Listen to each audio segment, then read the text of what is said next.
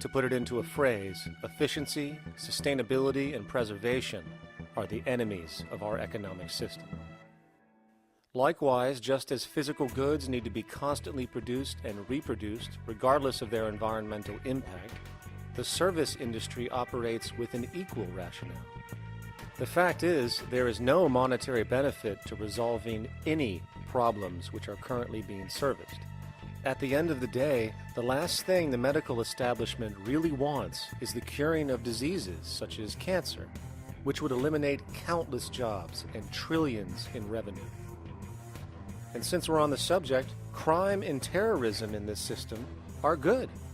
Well, at least economically, for it is employing police, generating high-value commodities for security, not to mention the value of prisons that are privately owned for profit.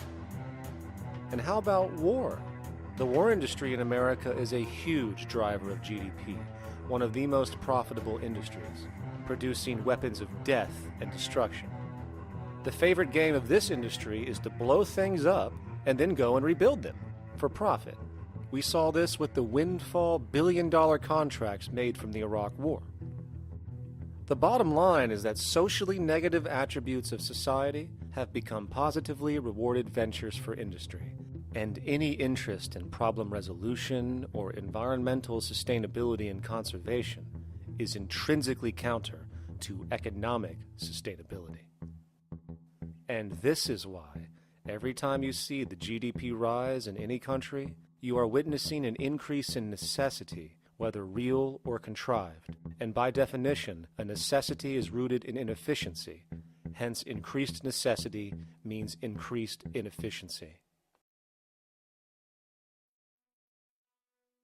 The American dream is based on rampant consumerism. It is based upon the fact that mainstream media, and especially commercial advertising, all corporations who need this infinite growth have convinced us or brainwashed most people in America, and hence the world, that we have to have X number of material possessions and the possibility of gaining infinitely more material possessions in order to be happy. That's just not true. So why do people continue to buy in this way, which is ultimately eco-genocidal in its systemic effects cumulatively? And it just is classical operant conditioning. You simply put inputs of conditioning into the organism, and you have outputs of desired behaviors or goals or objectives. And it has all the resources of technology. And they boast about how they get into the minds of infants. What they hear is already making them conditioned to the brand.